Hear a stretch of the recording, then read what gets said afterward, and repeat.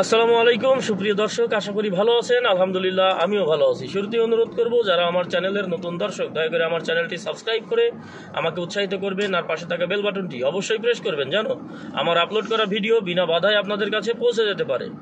প্রিয় দর্শক, আজকে দুবাইয়ের পার্টনার ভিসার ছোট্ট একটা আপডেট নিয়ে কথা বলবো। তার আগে আপনাদেরকে দুইটা কথা বলি। আমার লাস্ট ভিডিওটা দেখে অনেকেই আমাকে কমেন্টে গালিগালাজও করেছেন। এটা যার যার বংশ পরিচয়, যারা গালি দিয়েছেন তাদের প্রতি আমার কোনো কথা নাই। এটা তাদের স্বভাব, তাদের রক্তের দোষ।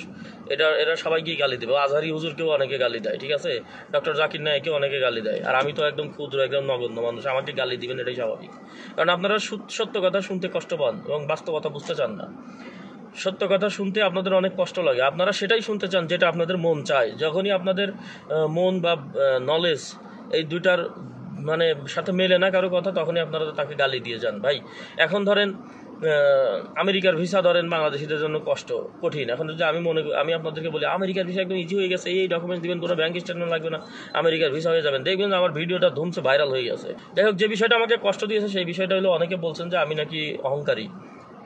আমি বলবো যে ভাই, আমি যে অহংকারী যে কমেন্টটা বা মেসেজটা আপনারা আমাকে করেছেন, এটাই আপনার জীবনের প্রথম মেসেজ বা প্রথম কমেন্ট। যারা আমাকে প্রতিনিয়ত মেসেজ করে, কমেন্ট করে, তারা এই কথা কোনোদিনও বলবে না। কারণ আজ পর্যন্ত আমাকে কমেন্ট করে বা SMS দিয়ে রিপ্লাই পায় নাই এইরকম লোক এই পৃথিবীতে জন্মই হয় নাই, যে আমি মনে আর কি নক দিলে সাড়া পায় না, একটু দেরিতে হলেও সাড়া পাইছে। আর আমি আপনাদের প্রশ্নের অ্যান্সার দেওয়ার জন্যই ইউটিউবে প্রত্যেকটা ভিডিওতে আমার হোয়াটসঅ্যাপ নাম্বার দিয়ে দিই। অনেকে অনেক অপ্রাসঙ্গিক প্রশ্ন করেন আমাকে যে ভাই, এই আপনার কাছে জর্ডানের গার্মেন্টস ভিসা আছে কিনা, আমি কি কোনোদিন জর্ডানের গার্মেন্টস ভিসা নিয়ে ভিডিও করছি? তখন আমি তাকেও বলি যে ভাই সরি, আমার কাছে এই সার্ভিস নাই। আমাকে একজন বলে যে ভাই, আমি অমুক এজেন্সিতে 2 মাস আগে 50,000 টাকা দিয়েছি ভিজিট ভিসার জন্য, এখন ভিসাও দিচ্ছে না, টাকাও দিচ্ছে না, এখন টাকাটা ফেরত পাবো কিনা? আমি কি যখন ওই এজেন্সিকে টাকা দিছিল তখন কি আমি এখানে উপস্থিত ছিলাম? হ্যাঁ, যে আমি বলতে পারি যে টাকা পাবেন কি পাবেন না? এগুলো অপ্রাসঙ্গিক প্রশ্ন। একজন আমাকে মেসেজ দিয়ে প্রথমেই মেসেজ করে, ভাই দুবাইতে আপনার কোনো অফিস আছে কিনা, ভাই আপনার কি সার্ভিস লাগবে, কি ইনফরমেশন লাগবে, আগে সেটা আমাকে বলেন, আগে আমার সাথে ইন্ট্রোডিউস হন, তারপরে কথাবার্তায় ভালো লাগলে আপনি আমার অফিসের ঠিকানা চান। অফিস আছে কি না এটা কোন ধরনের প্রশ্ন? যাই হোক, এরকম অনেক কথাই আপনারা বলেন। আপনারা বললে দোষ নাই, আমরা বললে দোষ, ঠিক আছে। আমরা ইউটিউবাররা, আপনারা পাথর দিয়ে ঢিলাবেন, ইট দিয়ে ঢিলাবেন, খুঁচাবেন, তাতে আমরা নড়াচড়া করতে পারবো না।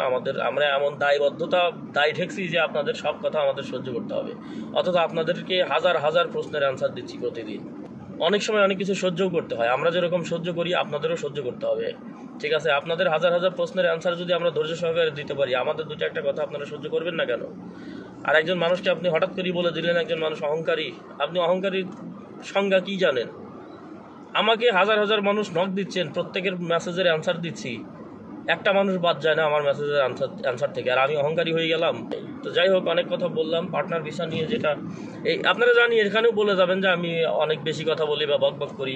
এটা আপনাদের কি বলবো, এটা আপনাদের কি স্বভাব, ঠিক আছে। বকবক শোনার জন্যই তো আপনারা এখানে আসেন, আর বকবক করার জন্যই তো এই ইউটিউব চ্যানেল আমরা খুলে বসে আছি। আমরা তো আপনাদের বাড়ি বাড়ি গিয়ে বকবক করতেছি না, তাই না? আপনাদের বকবকানি শোনার জন্যই আপনারা আসেন। এটা কোনো শর্ট ভিডিও না, এই ধরনের টিকটক না। যদি আপনারা 30 সেকেন্ডে সারা পৃথিবীর সব আপডেট পেয়ে যান, গিয়ে টিকটক দেখেন বা ইউটিউবের শর্ট ভিডিও দেখেন। আমাদের এখানে আসলে কমসে কম 10 মিনিট সময় আপনাদেরকে নিয়ে আসতে হবে এই বকবকানি শোনার জন্য। আমি বাস্তববাদী মানুষ, আমি সরাসরি কথা বলতে পছন্দ করি, সত্য কথা বলতে পছন্দ করি। এখন এটাকে যদি কারো অহংকারী মনে হয় তো মনে করলেন, সমস্যা কি? পার্টনার ভিসার যে আপডেট নিয়ে কথা বলতেছিলাম, ছোট্ট একটু আপডেট দেখুন। এখন নর্মাল পার্টনার ভিসায়, নর্মাল লাইসেন্সগুলোতে পার্টনার ভিসা হচ্ছে না। যারা এই যে ছোটো ছোটো অল্প খরচের পার্টনার ভিসা করে যারা লেবারি করতে চাইছিলেন বা চাকরি করতে চাইছিলেন, এগুলো এখন আর হবে না, হচ্ছেই না। এখন আপনাদেরকে বড় লাইসেন্স করতে হবে অবশ্যই। ইজারি সাবমিট করে, ইজারি বলতে অফিসের চুক্তিপত্র, অফিস টেনেন্সি, এটা সাবমিট করে আপনাদেরকে LLC লাইসেন্স করতে হবে। এবং LLC লাইসেন্সে আপাতত একটা লাইসেন্সে একজনই করবেন, 2 জন করলে একটু কঠিন হয়ে যাবে। একটা লাইসেন্সে একজন মালিক হলে আপনারা পার্টনার ইনভেস্টর ভিসাটা পেয়ে যাবেন। ইজারির সাথে এখন আরও একটা আপডেট আসছে, ওখানে ইউটিলিটি বিল, আপনি যে একটা অফিস নিয়েছেন সেই অফিসের ইউটিলিটি বিল, বিদ্যুৎ বিল বা টেলিফোন বিল বা পানির বিলের যে একটাই থাকে, এগুলো এখানে আলাদা আলাদা পেপারস হয় না। হয়তো টেলিফোন বিলটা আলাদা হয়, আর দেওয়া বিল বা দেওয়া বিল যেটাকে বলে Dubai electricity and water authority, ওদের যে একটা বিল থাকে, পেপার থাকে, অনলাইন পেপার, ওইটা সাবমিট করতে হবে। তো আপাতত তো ওইটা দেওয়া যায় না যে 2 জায়গায় ওই ইজারিটা সাবমিট দিলেই হয়ে যাবে, আপলোড দিলেই হয়ে যাবে। যেখানে ইজারি চাইছে সেখানে ইজারিটা আপলোড দিবেন, যেখানে দেওয়া বিল চাইছে সেখানে ওই ইজারিটাই আপলোড দিয়ে দিবেন। আপাতত দিয়ে লাইসেন্সটা করে আপনারা ইস্টাবলিশমেন্ট কার্ডটা অ্যাপ্রুভ করায় নেবেন, সরাসরি না হলে কোনো অফিসারের মাধ্যমে করায় নেবেন। সেটা হওয়ার পরে ভিসাটা অ্যাপ্লাই করার পরপরই কোনো অফিসারের সাথে যোগাযোগ করবেন যদি পরিচিত থাকে, তাকে দিয়ে ভিসাটা আধা ঘন্টা 1 ঘন্টার মধ্যে অ্যাপ্রুভ করায় নেবেন। ক্যান্সেল করার আগেই অটোমেটিক অ্যাপ্রুভের আশায় রাখলে সেটা ক্যান্সেলও হয়ে যেতে পারে। আপনাদের কিছু খরচ খরচা বেশি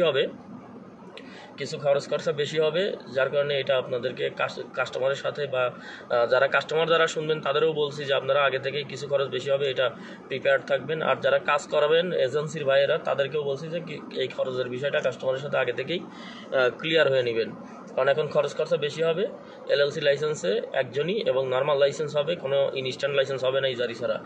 আর আগের যে নর্মাল, আবার অনেকে প্রশ্ন করবেন ভাই এটা যদি কি বলে ওই আগের মতো ডিজিটাল মার্কেটিং বা এইসব প্রজেক্ট ম্যানেজমেন্ট বা কোনো প্রফেশনাল লাইসেন্স করার পরে যদি আপনার অফিসারকে দিয়ে যদি এরকম একটু অ্যাপ্রুভ করায় দেওয়া যাবে কি না? না, এটা যাবে না।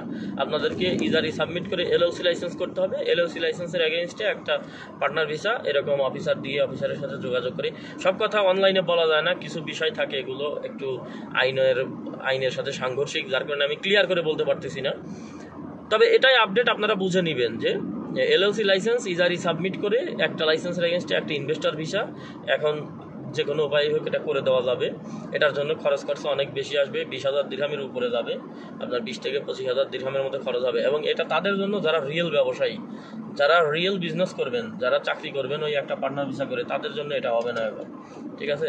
এটা রিয়েল ব্যবসায়ী যারা, শুধু তাদের জন্য। এবং এটা হয়ে যাবে ভিসা। আর খুব শীঘ্রই আরও কিছু আপডেট আসবে, এটা খুব শীঘ্রই জানতে পারবেন আপডেটগুলো কি আসছে। আরও একটা বিষয় যে বাংলাদেশের যে ভিজিট ভিসার ক্ষেত্রটা এবং পার্টনার ভিসা, এইগুলো ইনভেস্টর ভিসা বা পার্টনার ভিসা বা এমপ্লয়মেন্ট ভিসা, যেই সেক্টরে যতটুকু খালি আছে বা মানে চালু আছে, আর যেগুলো বন্ধ তো বন্ধই, এগুলোতে আরও একটা আপডেট আসবে, কিন্তু সেটা অফিসিয়ালি কোনো আপডেট হবে না বা এর কোনো প্রচার হবে না, কোনো নিউজ হবে না। এটা মানে গোপন পর্যায়েই, মানে সিক্রেট, এটা গভর্নমেন্ট ইন্টারনাল বিষয়। সেটা হচ্ছে বাংলাদেশের অনেক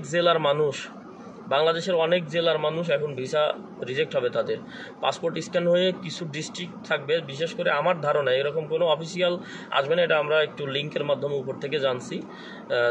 যেই জেলার মানুষগুলো এই আরব আমিরাতে সব থেকে বেশি ইলিগাল হয়ে গেছে, বা যেই জেলার মানুষগুলো বেশি ধরপাকড় হয়েছে, মানে যে অভিযান চালায় যে অনেক বাংলাদেশিদেরকে ধরে বাংলাদেশে পাঠিয়ে দিচ্ছে বা জেলখানায় আছে এখনও পর্যন্ত, তো তাদের মধ্যে সব থেকে বেশি যেসব জেলার মানুষ আছে, আমার ধারণা সিলেট বিভাগ আর চিটাগাং বিভাগ, এর বাইরে আরও পার্টিকুলার যে ডিস্ট্রিক্টগুলো আছে, ঠিক আছে, যাদের সর্বোচ্চ পরিমাণ মানুষ এখানে ইলিগেল বা আইন শৃঙ্খলা ভঙ্গ করছে, পার্টনার ভিসা নিয়ে চাকরি করছে, এরকম কিছু জেলা ওরা এনলিস্টেড করে দেবে, ব্ল্যাকলিস্টেড করে দেবে, অলরেডি করেও ফেলছে, যে এই জেলার মানুষগুলোর ভিজিট ভিসাও হবে না, এই জেলার মানুষগুলো কোনো ধরনের মানে আরব আমিরাতেই আসতে পারবে না। কিন্তু কোন জেলা এটা কোনো পার্টিকুলার নাম এরা ঘোষণা করবে না, এটা ভিসা অ্যাপ্লাই করলেই রিজেক্ট হবে। আর যে এই জেলার মানুষগুলো দেখবেন যে বেশি রিজেক্ট হচ্ছে, বুঝবেন যে ওটা এনলিস্টেড, ওটা ব্ল্যাকলিস্ট করে দিয়েছে। এটা ইন্টারনাল সোর্স থেকে খবরটা নেওয়া। তো এই বিষয়ের উপরে কোনো ধরনের কোনো লিঙ্ক আপনাদেরকে দিতে পারবো না, আগেই বলে দিচ্ছি। তো এরকম একটা ঘোষণা আমরা উপর থেকে শুনে নিছি অলরেডি। তো সবাই ভালো থাকবেন, সুস্থ থাকবেন, সুন্দর থাকবেন। আসসালামু আলাইকুম।